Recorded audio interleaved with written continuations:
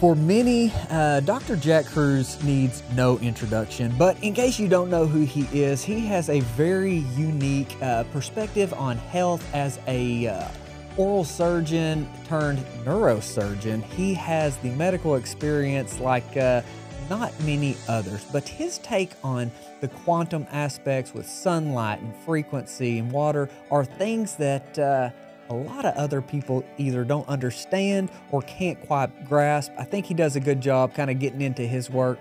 So welcome, Dr. Jack Kruse.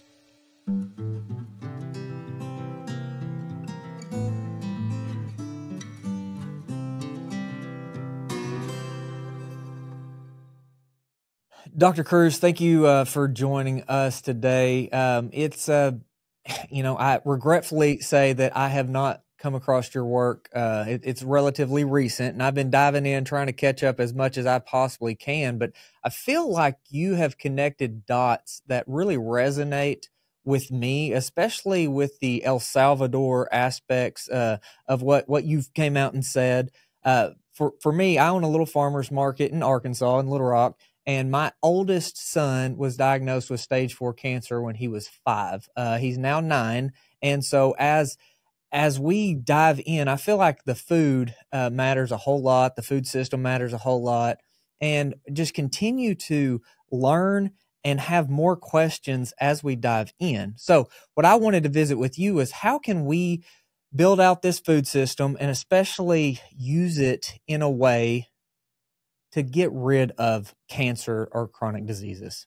You can't, because that's really not the basis of the problem. Food is like 6th on the list.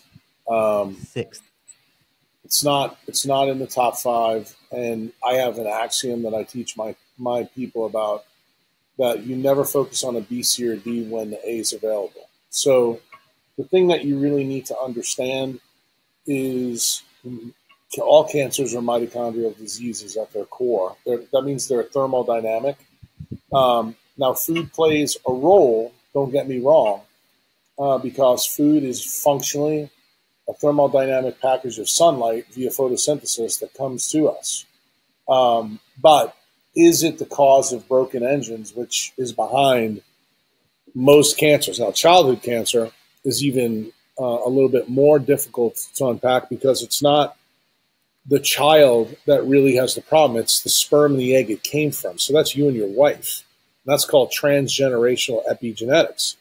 And it means that there was changes in the germline that occurred that set up the conditions of existence for it to occur in your child. Now, if that child is dropped into an environment that actually is further stealing thermodynamic energy away from it, which the food could be part of it, but it's not the key feature why the engines are broken with to begin with. So I think it's wholly unsatisfactory for a guy like you to focus in on absolutely the wrong thing, because you'll never be effective. It's kind of like having your pickup truck stuck in the mud and thinking that sticking wood underneath it is going to, get the truck out of the mud. It's just not going to work.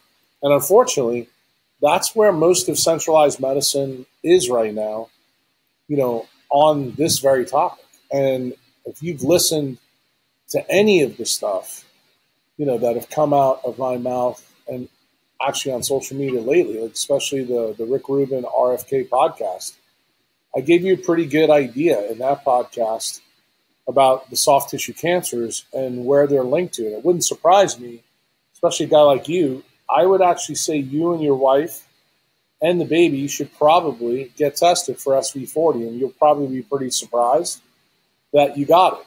And then you'll say, well, how did I get this? And that's a question that Uncle Jack can't answer for you. I don't know what type of cancer your son had, but if it's a soft tissue cancer, there's a pretty good chance he's going to test positive for SV40. And this story with cancer, as I laid out in the Bobby Kennedy podcast, goes all the way back to the 1940s with this lady whose name was Sarah Stewart, who's an MD PhD from the University of Chicago. She was in the NIH, one of the probably the most brilliant doctors they've ever had, but she was looked at as an outcast because she believed that viruses were the cause of cancer. So you believe, or you led with the idea that food was.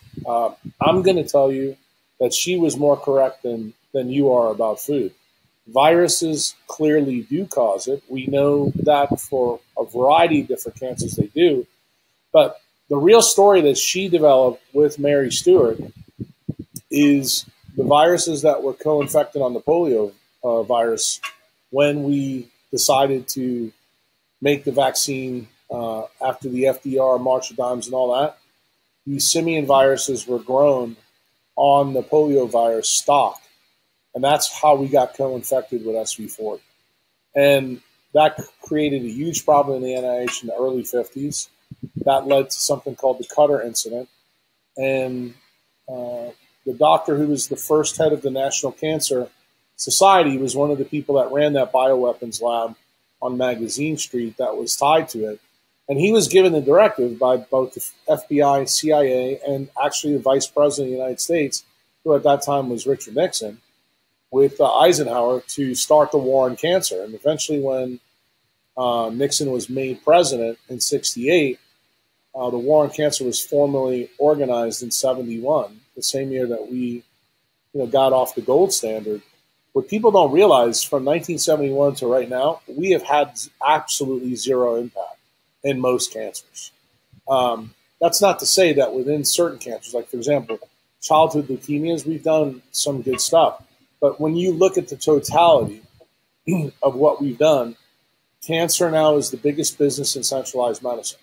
And ultimately, the architects of the centralized system, which unfortunately the Pentagon, the DOD, HHS, they're all in the same part of government now. This occurred during your entire life, but also it really occurred in my generation's life, the boomers. People don't understand where this comes. Like, everybody wants to fight the war on cancer, but it's really hard to fight something when you're looking in the wrong place. And where does the NIH budget and the FDA budget really go? It goes to RNA and DNA. And it turns out the genome that matters the most in cancer is the mitochondrial genome. That gets 1% of federal dollars from taxpayers to study. And that's been true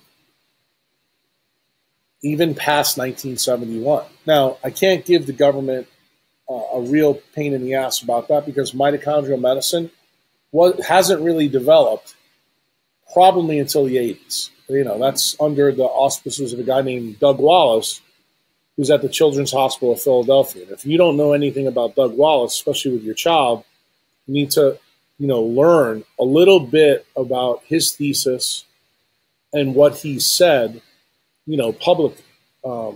I believe that he's one of the guys that probably should win a Nobel Prize for what he's done and what he's found.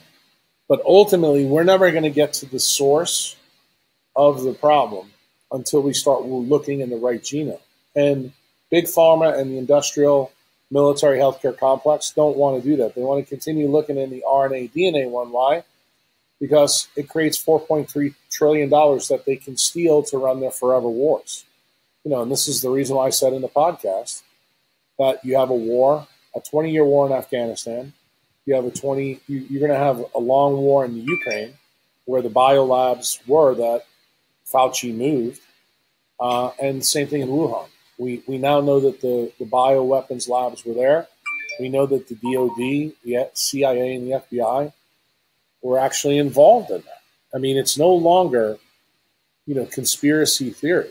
And when I told my members 3 years ago that the reason not to take the jab was because I felt what was in the Cutter 1.0 event, which was the SV40, would actually wind up in Cutter 2.0, which was the messenger RNAs, I explained to them why. If you go and read the patents, both Moderna and Pfizer specifically, you'll note that this genetic modification requires the DNA plasmid to get past the nuclear membrane. The only thing that allows that to happen routinely in molecular biology is the SV40 promoter. And if you look at what especially Pfizer did, and you read the legalese that I've talked about in the COVID Revealed movie that we did. It was a documentary that I did with Robert Malone, who is a co-inventor of messenger RNA, and Dr. McCullough, who's a cardiologist, who's become pretty famous for going after the spike protein side of the story. This part of the story that I focused in on kind of surprised a lot of people. I focused in on the legalese behind the two legal definitions for the vaccine. And because there was two definitions for the vaccine, I realized that one would be tested by the FDA. That, of course, would have no plasmid, no SV40 in it. But then the one that they would use on the public likely would not be the same vaccine. And that's the reason why there was two legal definitions. And it confused a lot of people. I don't know how many people actually understood what I said in that movie, but I think my members did, because I warned them that I felt that this story was going to come back and bite us all in the ass if the jab came out. It made no sense to me how they were going to get this technology through if they weren't using the SV40 promoter to get through. And effectively, if you know anything about SV40, just so you know, because you got a son that's got cancer, this is really important for you to know. They're trying to whitewash this history. When they found out that I was meeting with Rick and Bobby Kennedy on October 25th, so you know what day it is today. We're not talking a long time ago. We're talking literally 20 days ago. All of a sudden, the Wikipedia page for SV40 was changed.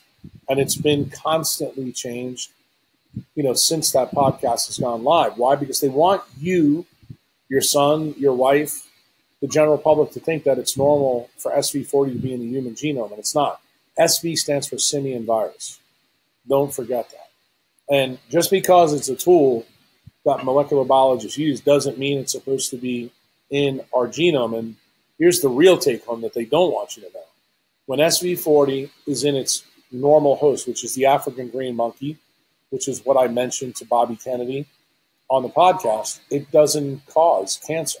But when you put it in any other animal, mammal, it does. It's capable of doing that.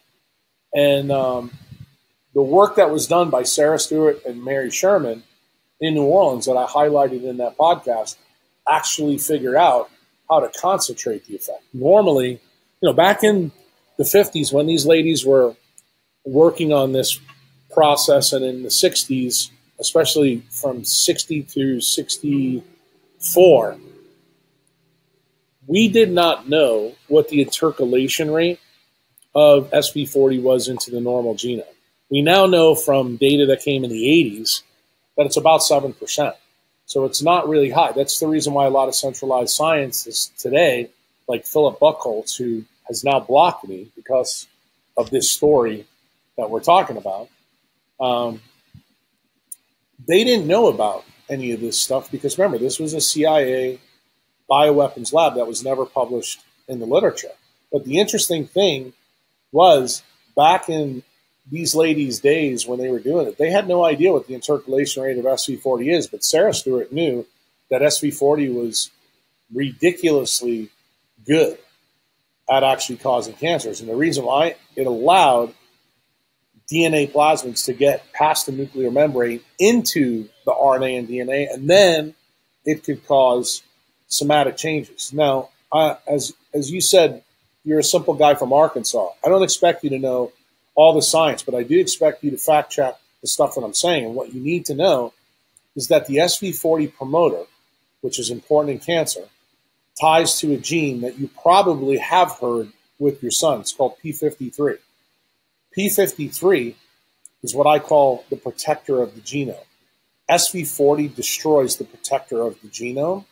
And what happens ultimately, back to the mitochondria story, it destroys apoptosis. What is apoptosis? Apoptosis is cell suicide. So when you have bad engines, which clearly your son had the first 5-6 years of his life, whatever tissue he got the cancer in, that's where the problem was. He wasn't able to get rid of that. Why? Because the heteroplasmy rate, which is Doug Wallace's term, was too high in the tissue that he got cancer. So he couldn't get rid of his bad engines. So what's the default state? The default state is cancer. And believe it or not, you look at cancer as a bad connotation. Believe it or not, cancer actually is a positive connotation because it's a survivability issue, meaning it's so defective that the body is doing whatever it can to try to survive. And that's the survival mechanism that we have. The key that people don't realize is that apoptosis is predominantly controlled by UV light. So if you go back and listen to the other Rick Rubin podcast I did with Huberman, I told you back then about the onion skin experiment when they split the onions and they found that UV light controls mitogenesis in the cell cycle. Well, that's exactly what controls apoptosis. That's what's missing in your son. But you know, when you take your son to the oncologist or the pediatrician, what do they tell you? Keep him out of the sun. The sun is toxic. When it's exactly the opposite effect. So the advice that you and your wife have been given about your child, A, they didn't tell you the truth. You don't know shit about SV40. And I don't know if that's, in fact, the cause of your son's cancer. But I can tell you, is it worthwhile to get tested? Because most soft tissue cancers are tied to this. Like, I'll tell you this story. I don't know if I said it to Bobby or it hit the editing floor, but there's a surgeon who I used to know pretty well in the 90s, early 90s, who had the largest collection of mesothelioma cancers. That's cancer that most of you guys probably know that has been tied to asbestos. You know, and there's been huge lawsuits. In fact, the companies that made asbestos in the 50s, 60s, and 70s all got put out of business because of these claims. What people don't know is that SV40 was in every single one of this guy's tumors that he resected from people. He had over 400. In fact, even a PhD researcher, I think it was in 92, 93, went out and tested all of these mesothelioma tumors and found every single one of them was infested with SV40. Now, you would say, why would the government or trial attorneys be okay blaming asbestos? Because they don't want you to know the story that I just told you about SV40 that I just released to Rick and that I just released to Bobby Kennedy. Why? Just think about your son's case. I told you the day that I did the podcast, they're already changing the SV40 Wikipedia page. In other words, they're trying to do the same thing with this story that they did in Cover One. Like if you go back and look at the FDA and the NIH website from 1950 through 55, you will notice that there's hardly any information about this time. Why? Because when the government found out about what actually happened with SV40, they found out through a whistleblower named Bernice Eddy that Bobby Kennedy talked about. Bernice Eddy's career was destroyed for telling the truth. So this new guy that's out on the internet now, Kevin McKiernan, who I highlighted in my talk with Bobby, he is the modern day version of Bernice Eddy. He, for a guy like you and a guy like your son, you need to follow him on Twitter. You need to thank him because the only way that you may know whether this cancer is linked back to that is to have, you know, your son's tumor type. Like if there's any tissue out there, I would actually even tell you, I bet you Kevin, if you contacted him, probably would run the test on the tumor and test it for you to see if that's in fact the case. And the reason why this is important, remember what Mary Sherman did in this whole jazz. Sarah was kind of like Einstein. She was the theoretical biologist who came up with the idea that viruses can cause this. Mary Sherman was the experimentalist in that bioweapons lab that actually proved that she was right. And then she found out that electromagnetic radiation from a LINAC machine actually increased the intercalation rate into the genome. So the question you've got to ask yourself now, and it's not just you, but it's everybody with cancer, is this the reason why cancer is truly explosive? Because now we've built an information economy that uses other parts of the electromagnetic spectrum, not like a LINAC machine, but kind of. And when people, think that this leap that I'm making is so big, I casually remind them of the U.S. federal government's finding in 2018 that they found that lab rodents, meaning mammals, nocturnal mammals, all got cancer from 2G, 3G, and 4G, radiation. And the reason why I highlighted that information when the federal government paid for this bill, it's called the NTP toxicity study. It came out November 1st, 2018. Again, you can fact check me and look at it. The fact that these animals got these cancers, we don't know if these animals actually had SV40 in them, because of what has gone on in the past. Nobody is asking these fundamental questions. In fact, you started this podcast with me because I know you wanted to talk about food, and you can see that I derailed you really quickly. Why? I don't want you to think that food's not an issue, because remember, GMOs also have miRNA that actually is capable of changing the code of DNA, but it needs something to get past that nuclear membrane. See, if it doesn't get past the nuclear membrane, it really can't cause cancer. Now, several people, Bobby included, and I think Stephanie Seneff's another one, believe that glyphosate and some of the pesticides actually can help that process get through. I have not seen great data that make me believe that. And that's the reason why in the podcast, when Bobby talked about 1989 seems like an inflection year when all hell broke loose in the United States, he likes to blame it on the vaccine schedule and the pesticide issue, because he's an attorney that sued these companies. I casually pointed out to him after the podcast, I said, tell me in 1989 who was using the internet. Only people in DARPA, only people in DOD, only people in college. I mean, even AOL at that time was not big. But what happened from 89 afterwards? We all began using massive amounts of non-native EMF to communicate, kind of like you and I are doing right now.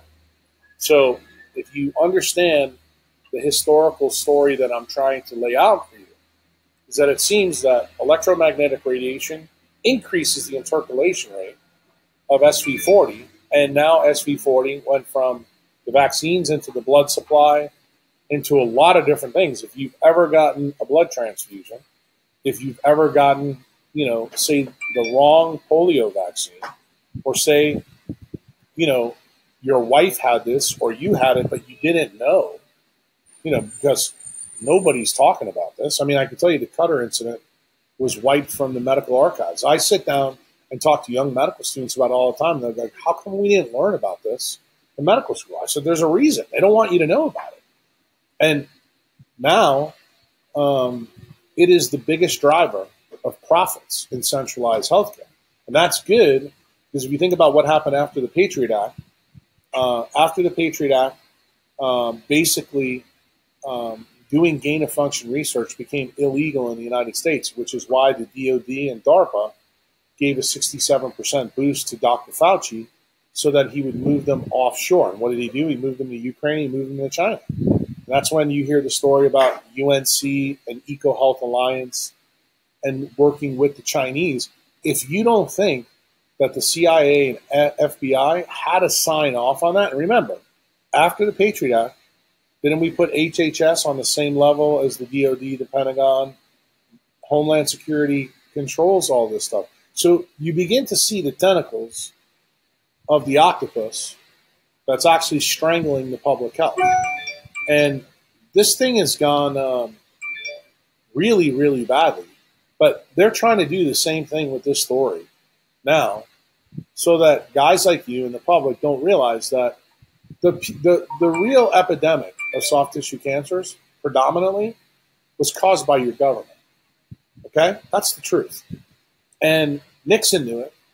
And Nixon was best friends with Oster. And that's why they set the war on cancer up. The problem was they had no earthly idea what really Sarah Stewart and Mary Sherman found. It's that non-native EMF drives mitochondrial disease. Mitochondrial disease is the basis of where most cancers come from. And I don't want anybody to think that somatic point mutations can't cause cancer, because they can. But when you look at the totality of the cancer issue, to say that it's not linked to SV40 is so disingenuous, it's not funny. And, people now are out there realizing that this story needs to be solved. And I have no illusions. I think a guy like you is much more likely to care about this because you have a kid with cancer. But I'm just going to talk to some of you, like your friends that you have in Arkansas. This isn't going to affect the way they vote. This isn't going to affect their opinions. In fact, the thing that's really going to affect this is the other side of the equation that I talked to Bobby about, which was Bitcoin and decentralized networks and freedom of money. Because it turns out you need to understand what's the thermodynamic driver of the war on cancer is actually that these guys know they caused it. They want to make people sick, and because they want to take that money, rehypothecate it to run their forever wars. And that pile of money, I mean, just in the United States last year, it's $4.3 trillion.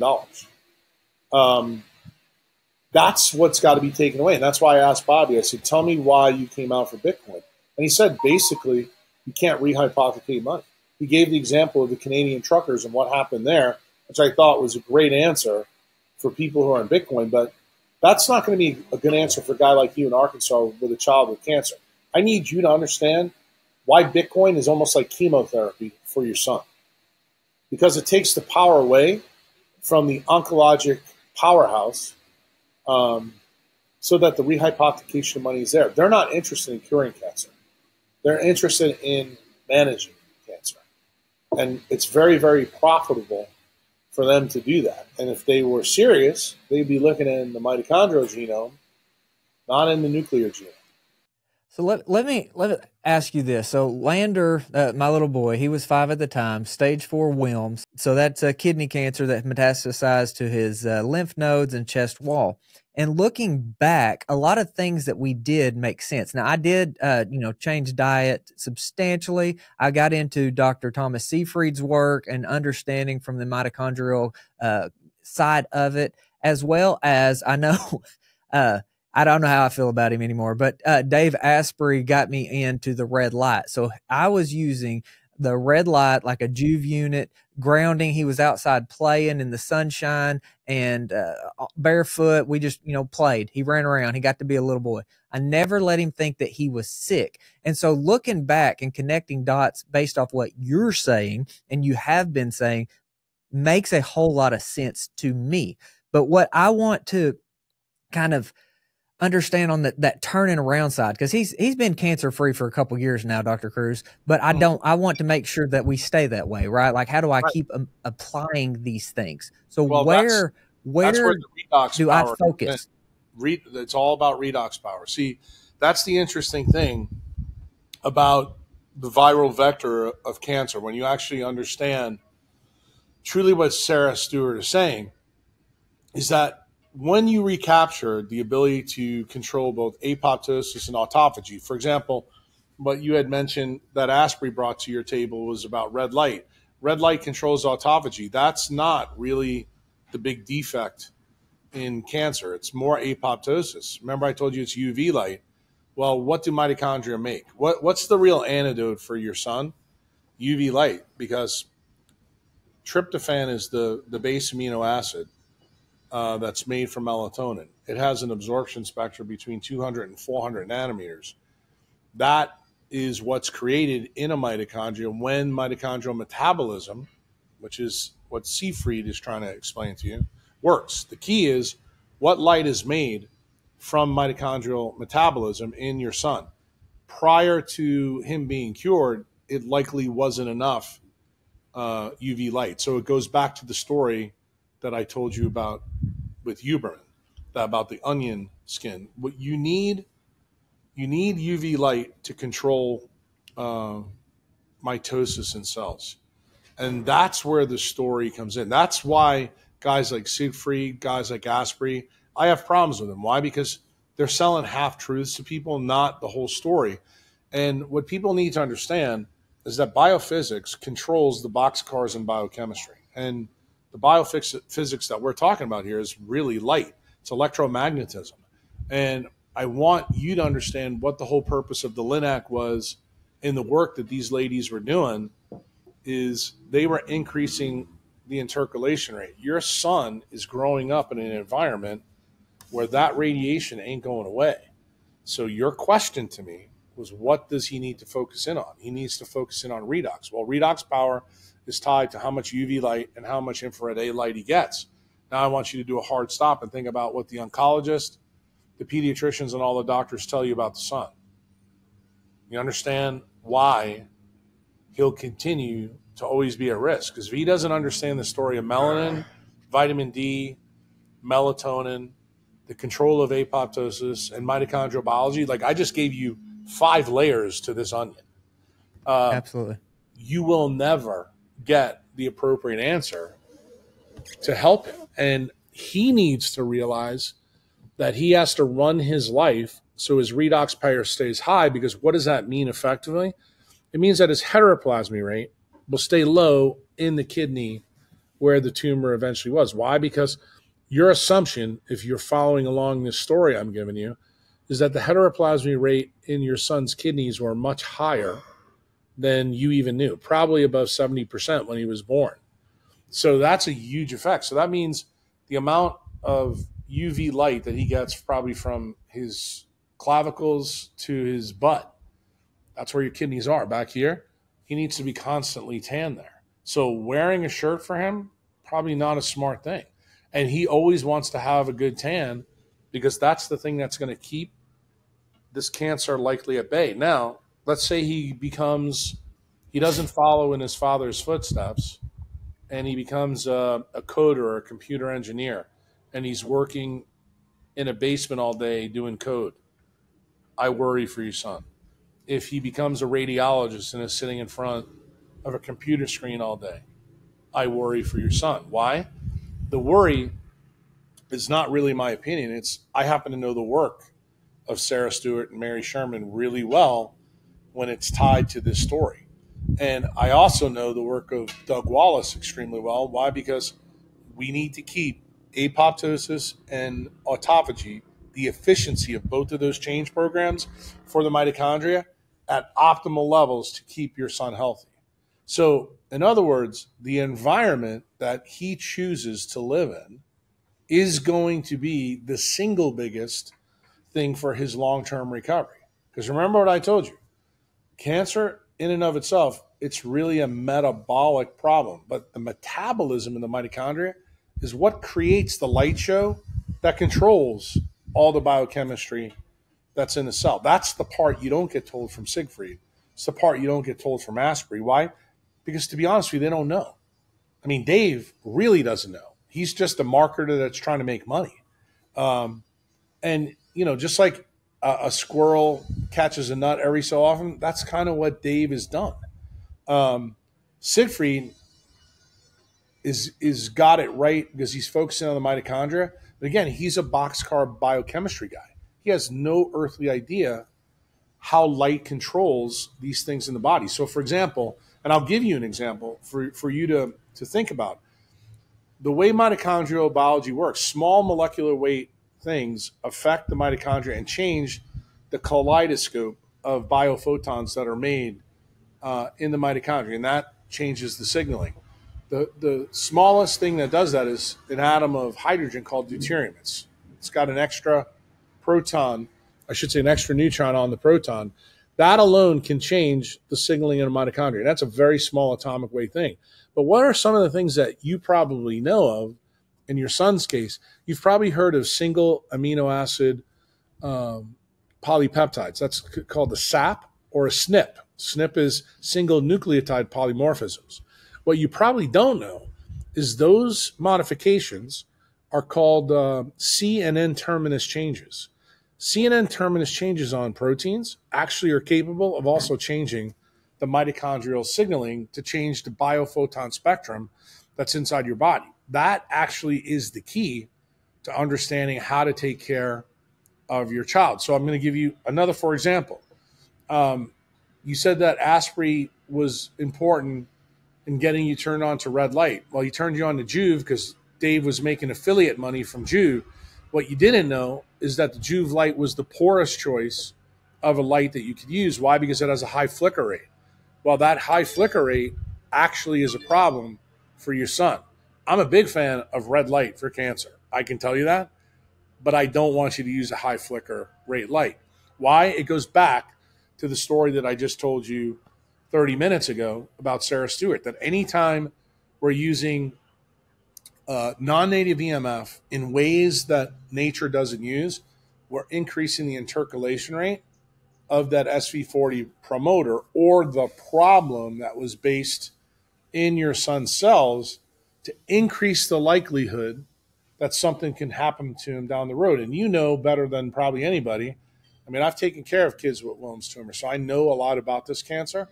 This cancer has the propensity to come back, even after long periods of time. So the reason I'm sharing this with you is your son, his decision-making probably needs to be colored with this redox story for the rest of his life. He needs to be really careful about the things he puts into his body, because this is where your idea in and around food's important. You know, do I fully support your belief that your child should not have any GMO foods? Yeah, now you know the reason why, because of these C and N terminus changes. Your son is much more likely to have a problem with that actually at the kidney level. But per se, these are not the causes of the cancer. All they are is the lighting of the dynamite that actually can do it. The dynamite problem is the key issue that's present, and that's what you need to focus in on. And I know that this science is really hard for the lay public to understand, but that's actually why the paradigm smiles, because they know that nobody's going to sit down and parse this. They're not going to come down to Jack Kruse's level. They're going to go and listen, to the idiots on the internet that tell you, just don't eat this, don't eat that, and everything will be a-okay. And to me, that's not a good enough story for someone like your son. That to me is, I don't feel like that you're getting good doctor advice when you have that surface understanding. I think you're exactly right, which Dr. Kruse is the entire reason that we're sitting here is because I've not settled for any of the answers that I've gotten. I want to understand why. I want to understand and apply that. I think that's the other thing. Understanding is one thing. If you don't apply it, it doesn't really matter. And so that led me to you. And because prior to me come across your work, I had been communicating with Dr. Russell Ryder and trying to understand melatonin, this connection, because there's a lot of studies out there that show that it has been used successfully with cancers and a lot of other metabolic type diseases.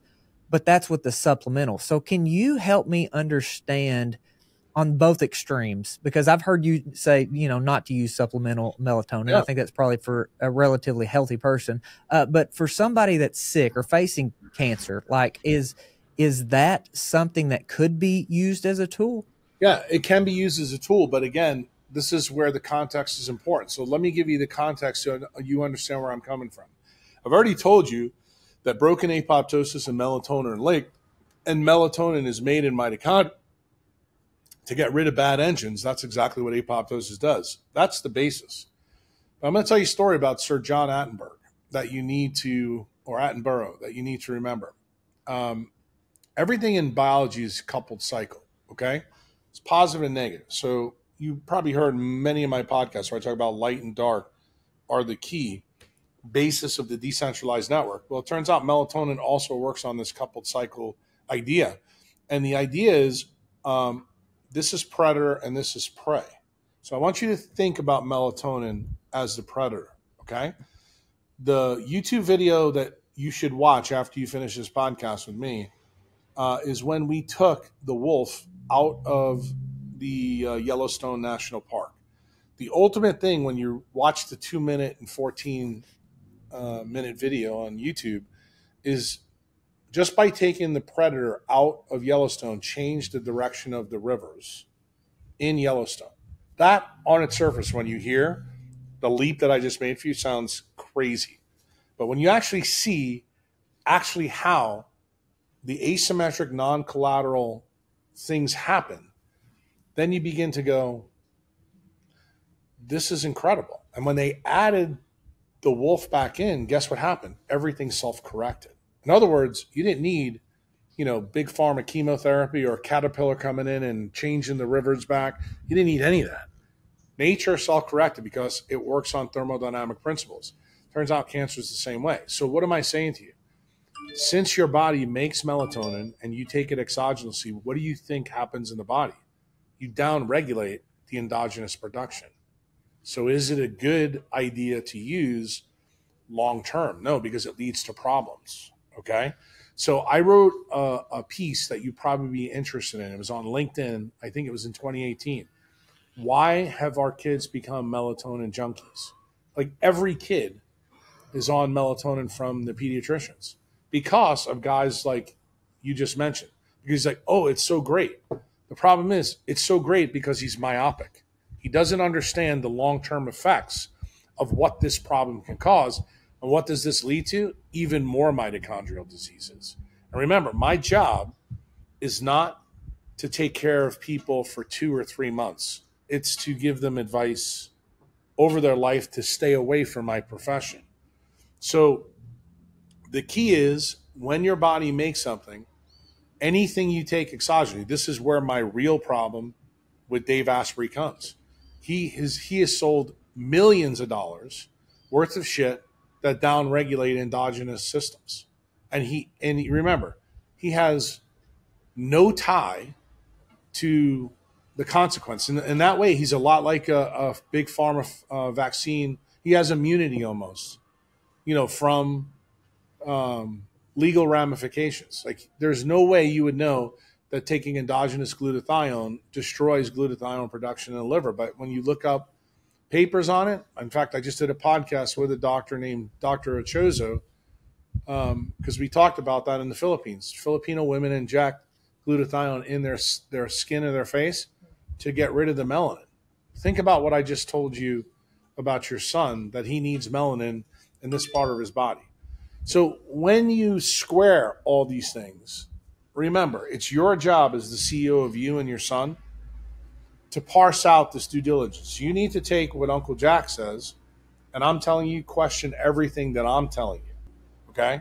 But when you find out, and you do the due diligence, and you find out that what Jack's saying is true, then you're going to begin to realize why, when I'm on social media, remember, when I'm on social media, or I'm doing a podcast, you're not my patient.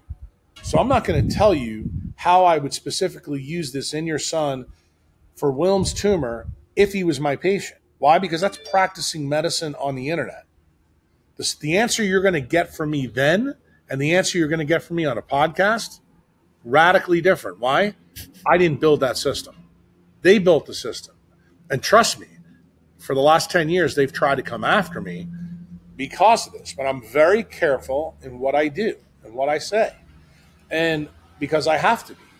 And the key is when you realize that people in functional medicine, chiropractors, naturopathic doctors, all these things that we just talked about, they're doing the same thing that Dave Asprey does. In fact, all of those people get on my profession, like for giving statin prescriptions. And they don't realize when you're giving people, glutathione or you name, let's say melatonin, you're performing the exact same kind of shitcoinery on that patient's health.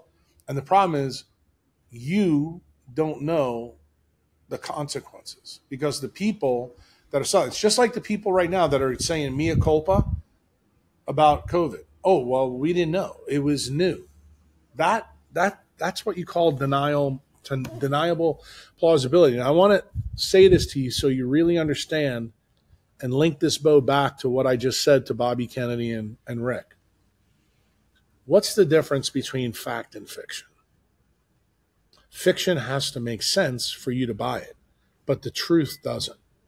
And that's the reason why they came up with the idea of conspiracy theory. Because remember, what the government figured out through the DOD, CIA, and FBI, through some of their programs that they ran, specifically MK Ultra, Operation Paperclip, that if you take out key parts of the data, you can actually gain yourself deniable plausibility. Like, no one has ever figured this out. And what did they do specific to the story you and I are talking about? None of this SV40 stuff ever showed up in the literature. That's the reason why Kevin McKiernan and Philip Buchholz can't answer some of the questions that actually guys like you would have about your son. And the thing is, I happen to know the story before Fort Detrick. Bobby is an expert on what happened from Fort Detrick forward to 2023. But it turns out the real part of the story, the part of the story that you're the most interested in, the reason that you believe that the food is the big driver and the reason I don't, has to do with that story that happened pre-Fort Detrick. And therein lies the big ticket. And when you add on all the other layers of the onion, like the Doug Wallace piece, the mitochondria piece, the biophoton piece, you begin to see this is a very complex game we're playing. But remember, it's just like a casino. The centralized paradigm of healthcare for cancer is like a casino. They're keeping you in a black room with one-armed bandits emitting blue light all around you. And what did I tell you that you need to be careful with your son? That environment for him is the thing that puts him at the greatest risk. That's it. And in other words, when you have that kind of environment, just to circle back to the wolves, when you get blue light through your eyes, remember I told you that when you took the wolves out, it changes the rivers? What if I was to tell you in 2017, I gave a talk to 500 ophthalmologists that said when you put blue light through someone's eyes, you change the rivers called the ophthalmic artery in the retina, where the leptin melanocortin pathway is, and blocks it from doing the things signaling. Don't you think that would affect the SCN, where circadian biology is? Don't you think that would affect the hypothalamus? Don't you think that would affect the splanchnic nerves that go to the kidney that potentially could lead to a Wilms tumor? Did I just explain to you maybe how transgenerational epigenetics from your sperm and your wife's egg, potentially this could have happened through the use of technology? The answer is yes. But guess what? Absolutely. You're not going to hear that from anybody else because they can't sit down with you and explain to you how this happened, especially during a copay with an oncologist. Why? A, they don't know the science. B, they haven't read the science that actually links to this story. And I keep telling everybody, just like I told you, single number one paper for you to go down this rabbit hole is that onion root experiment. Yep. No, I'm going to check that out.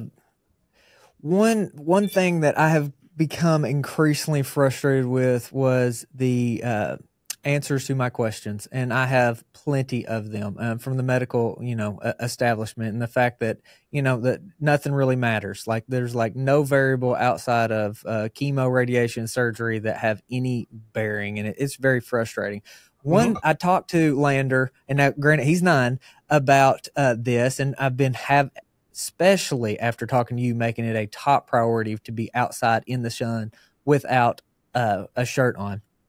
He wanted to ask you, because we're in Arkansas, definitely a temperature variations here. Can a tanning bed be good in this context? Yeah, I would tell him that it could, but you have to know exactly how to use it. That context, again, gets to practicing medicine on the internet. So sure. You have to know specifically how you're doing it. So I'm going to give you an example. I'm going to show you something. So I'm in my house in El Salvador right now. You're in your house in Arkansas. So you can see behind me, but I want to show you something really cool.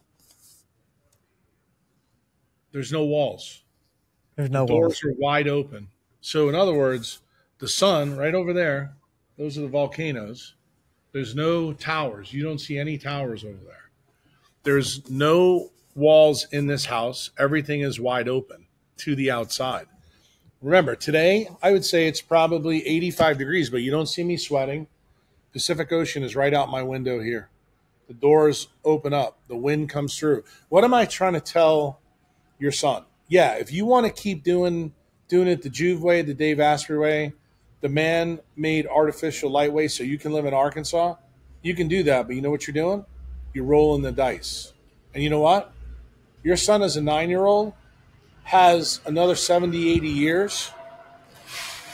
How good do you think your son's going to be rolling the dice for 70, 80 years with his history? So guess what I'm going to tell him? Think differently. Live like an outside mammal. Why? Because even when it gets cold in Arkansas, and trust me, I know that it gets cold in Arkansas. I used to live in Nashville, so I know what the deal is. Remember that cooling, and this again goes to what I said to Huberman and Rick in Tetragrammaton 1 and 2. When you're in cold environment, you actually create UV light inside of you that actually makes the melatonin. So guess what? There is a benefit. This is the thing that people in the south part of the United States don't understand. They never embrace the cold the way they should. A guy like you is going to put on your car hat crap and your big heavy stuff when it gets down to 30 or 35 or in the 20s. But I want your son to run outside in his shorts with no shoes on when that happens, and I don't want you and your wife telling him he's going to get pneumonia, because your son is doing something to help himself. In other words, I want you to teach your son to be a wilded human. Okay, that's really what I think he needs. And I think he can even make it at a high latitude as a young child, because remember, where his heteroplasmy is really high may just turn out to be his kidney. It doesn't mean that, he's got this problem in other parts of his body. He's still a 9-year-old kid. So he may have low heteroplasmy there, but you're only as strong as your weakest link. And I think your family knows that better than anybody else. So you really don't want that cancer to come back. So your focus needs to be in on that kidney and the biophysics that are around this, and understanding what apoptosis and UV light do. And where you are right now, your latitude, you're not making enough UV light this time of the year in mid-November. And you're not going to make it probably until March, maybe April. So for you, for your son, those are decisions that he's going to have to make. Okay, well, where should I go to school? Should I go to school at high latitude? Should I go at low latitude? These are all big decisions that he has to make. And these things will change depending on how he does. If the tumor comes back, if he has any scares, or if something shows up on an MRI scan or a PET scan. Those, you don't know how that's going to be. But as long as he understands the basics of what you and I talked about today, and he eats a diet that is made by the sun at the location that he's at, that's not impacted by the industrial agricultural complex, that's all he needs to do with food. That's it. But he really needs to embrace the environment. He needs to embrace the sun. And when it is cold out, go out and run around like a wild man. Well, the food you just talked about is the food system that I'm trying to create. And I love the environment context. I think that is such a valuable lesson that I've got 4 kids. He's my oldest. And it's outside. It's running barefoot. And so thank you for giving me that, the science and the reasons behind it. Because, as a parent, Dr. Kruse, I'm pretty messed up over it. I can't turn off my obsession with trying to figure out answers on how to make sure that my son and the rest of the kids are good. And but so I don't want you to turn off your obsession. To be honest with you, it's a pleasure talking to somebody like you, because you want to know the truth.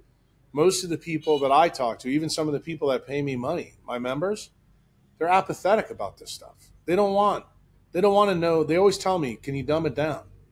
You haven't said that to me once.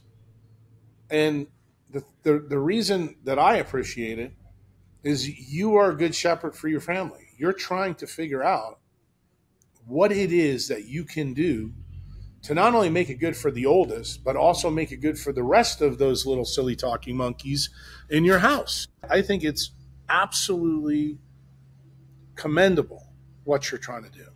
And the thing is, And I always tell people this when I do a podcast, you're creating, for the audience, there's going to be somebody who listens to this that's impacted by this. Even if it's one person or two people, that's all that matters. And I always tell people, when you learn something from me that you didn't learn, or you didn't know, your duty to me is to share that with somebody else.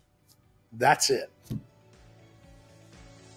Love it. Thank you. Thank you. Thank you for your time. Thank you for your wisdom. The kind words means a lot. Thank you for joining us on Sowing Prosperity. Be sure to follow along across the social media platforms, including YouTube, and be sure to go to sowingprosperity.com.